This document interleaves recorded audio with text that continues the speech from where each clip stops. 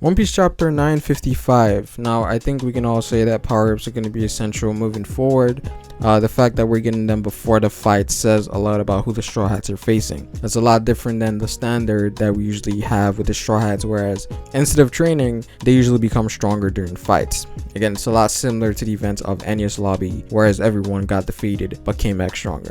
So Oda is showing us a progression of these characters before they go into a fight, and I think that's how you know these fights are going to be on the next level. And I've said this before, that this arc is going to be the biggest growth the Straw Hats will have ever since Enies Lobby, so we should expect Luffy, Zoro, and Sanji to jump tiers in this arc. Probably Yonko Commander post Wano, because this is going to be huge. And I say this especially for Sanji and Zoro. If anything, these two are going to surprise us in terms of what they're truly capable of, and that is mainly because we haven't seen their full potential, and the fact that they're going to grow even further is going to make them look a lot stronger and a lot impressive to us readers. Adding on to the power-ups they've received before the battle, Sanji's power-up being the raid suit and Zoro getting ENMA, but we also have to factor in the growth that they will gain from their respective fights. So they are going to go into this fight stronger, and they're going to come out of the fight even stronger. Again, the monster trio after Wano is going to become a problem. I expect commander level bounties for Zoro and Sanji after Wano, and Luffy probably closing in towards Blackbeard's bounty. Not Yonko level yet, but definitely making steps towards that. So let's jump right into the fire that this chapter was. Now, we started the chapter with Kamawatsu and Zoro, and they were essentially giving us information as to why Hiyori wasn't there, and I think that's something a lot of people were talking about in the previous chapter, why Hiyori wasn't there during the meeting, even though she was with Zoro and Kamawatsu beforehand. And I'm not exactly sure why. Perhaps she has other ideas in mind. Again, I've said this before, but given her relationship with Kyoshiro, who we all theorize is Denjiro, it's no surprise that those two potentially have something in plan against the Shogun, so that might be her part of the story. Now, she says that given that the battle is about to begin, she says that it's better not to meet everyone else for the time being, because she doesn't want to cloud judgment. Again, which was something that Momonosuke also said in reference to him and Hiyori, whereas they can only meet once the fight is over. So there might be more there, because I feel like Oda put a lot of emphasis on that scene by having it take half of the page, so there's definitely more that we're not aware of yet.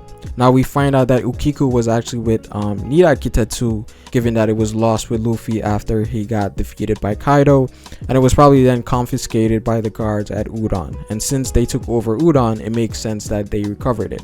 Now we also find out that Tengu was the individual who was in possession of ENMA and Ame no Habakiri, and this ties all the way back to the beginning of this arc, whereas we learned that Tengu was waiting for someone, and it turns out that he was waiting for Hiyori and Momo so that he could pass these blades to them. Now interestingly, Momo rejects the blade for the time being, probably because he doesn't feel like he's worthy to take on the mantle yet, and ENMA was given to Zoro as we all expected. Now I'll get back to ENMA because this is the first time we've seen a sword with a special trait. Now before we get into that though, we learned that Sandai Kitetsu and Ame no Habakiri were made by Tengu, and that Wado Ichimonji and ENMA were made by Shimotsuki Kozaburo, a title that we've seen time and time again, with Zoro's village called Shimotsuki Village. Ryumo also possessing this title, and also the guy that shares a striking resemblance to Zoro. But it's definitely very interesting that Zoro has these swords that are connected to people in Wano, especially with Wado Ichimonji, because we know that that sword was given to Zoro from Kyoshiro, who was affiliated with the Shimotsuki in some way, shape, or form, right? So I'm starting to think that ENMA might be a sword Zoro might keep because of the ties it has to the Shimotsuki, and again, Zoro is probably one of the Shimotsuki as well.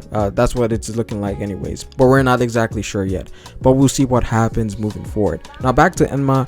Now we get to see Zoro test it out, and this is definitely a game changer for Zoro because it gives Zoro a massive boost in power, and this is the first time we've seen something like this, because from what was said, ENMA has the ability to cut more than the user wills. So basically, in the case of Zoro here, he had the intention of cutting the tree, but because of ENMA's trait, he ended up cutting the entire coast. And this isn't something we've seen from any other blades, not even black blades or even famous ones. So this sword is very special, a lot different than other swords we've seen previously. Now we did see something slightly similar with Shisui, whereas in Triller Bark, Zoro's attacks had more power, but this takes that to a whole new level, because it seems like the sword functions with the user in a sense. So I'm excited to see what this does to abilities like Ashura.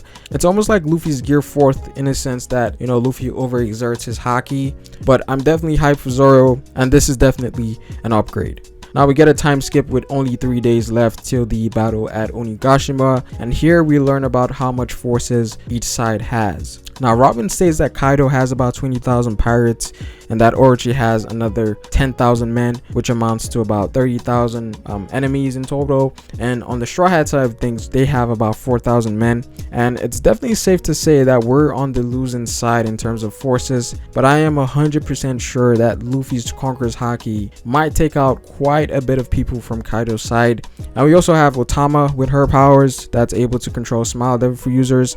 I'm pretty sure that's going to come in handy as well. Now the main issue here is the Big Mom pirates, and obviously Big Mom herself, because that changes a lot of things. Now Big Mom only came with her crew, but Big Mom's crew is pretty damn powerful in comparison to other Yonko's crew in terms of the mid-tier level section, right? Plus we also have Big Mom, who's comparable to Kaido himself, and I don't think they can take down 2 Yonkos with their current manpower, because the forces they have right now is what they think can take on Kaido. Big Mom being there is just a whole different question. Obviously outliers like Kid and Killer are going to play a huge role in all of this, because Kid also wants revenge against Kaido, and I think Kid is probably going to do something, and he's probably going to start with a poo because of what happened, knowing that he was pretty much the person who snitched on the alliance. And we also know that Nekomamushi isn't here yet. He was supposedly on his way to get Marco. You know, Marco is definitely someone that's going to show up because they really need him at this point. And there might also be a chance that Marco comes with the other members of the Whitebeard Pirates like Vista and Jozu, because we also know that Izo has ties to Wano, so he might also show up. And we have to remember that Weevil is also looking for Luffy, so I feel like there has to be outliers involved in this arc, because the alliance is seriously undermanned, and that's why I'm kind of expecting other individuals to show up, but we'll see what happens moving forward. We then move on to Udon's prison, and Luffy's training is finally paying off now. Now he's completed his training in terms of his mastery over Ryoou, or Armament Haki level 2 as some people call it, and I think this is something that drastically improves his base form by a lot, because this gives him a lot of firepower.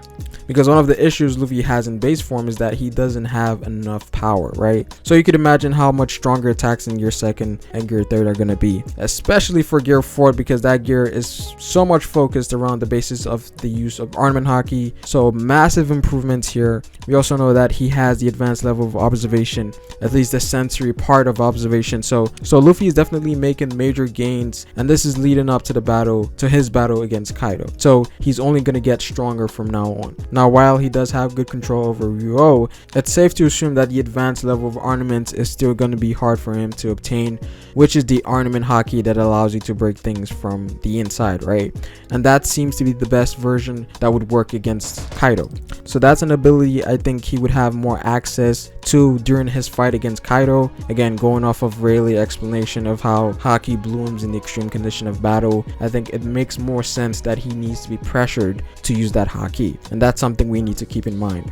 We also have to remember that Luffy has a time limit on Gear 4, but again, given that he's much more proficient over his control of Armament Haki, perhaps this time limit has been extended, but we'll see what happens moving forward. I think it makes sense for his time limit to be longer now, because he has more control over Armament Haki. Now with these many characters in one place, it really makes you wonder what the matchups are going to be, you know, given that we also got introduced to the numbers only recently, and we haven't seen the remaining Flying 6. So the matchups are going to be crazy. Obviously Luffy versus Kaido is going to happen for sure, but for other characters, I'm not exactly sure who they're going to fight against. We also have to take into account that this is a war, so we might not get 1v1s like a lot of people think. Now the chapter ends off with 1 day until the final battle, and we end off the chapter with Act 2 ending. and Act 3 will probably begin next week. And I'm actually looking forward to what the next One Piece chapter is going to be about, because we might potentially go back to the Reverie or hear news about what happened from there, from other characters, just like we got with Blackbeard. And we also know that the Reverie is over, so whatever went down with Green Bull and Sabo, that's done with. So I kind of want to know what happened afterwards. A lot of things might transpire in the next chapter pertaining to the One Piece world specifically, not just Wano, especially if word got out that, you know, Kaido and Big Mom have teamed up. I personally expect to see the Marines, you know, maybe Marco, potentially Shanks, and some information about what happened at the Reverie. So this is exciting, and I'm definitely looking forward to this. But that is pretty much it for this video, guys. What are you guys' expectations for Act 3? Because it seems like Act 3 is going to be all fights, given that we only have one day till the war at Onigashima. Do you guys think that we might skip elsewhere like we did in the previous act, maybe showing us what is happening elsewhere, especially when it comes to how the Yonkos are moving, individuals like Shanks and Blackbeard, and what happened at the Reverie? Was Kuma rescued, and what happened to the revolutionaries? But anyways, this was a great chapter, and I'm definitely looking forward to Act 3. And the last pages also brought up the traitor plotline again, because someone snitched on Hiyori's location. Again, someone on our side is a traitor, and this probably ties all the way back to the person who had the Vivre card, and that was what Jack was using to get to Zoro every single time. Now they made it seem like it was Law that was the traitor, but I think Oda is definitely trying to trick us with that, because I don't think Law is that kind of person. It just doesn't fit his character, right? It has to be someone that was on Zoro or one of the 9 scabbards. But comment out below what you guys think. Like the video if you liked it. Subscribe for more One Piece content on this channel. Hit the notification bell if you want to get notified for future content. It is Farrah, guys, and I will see you folks later. Peace.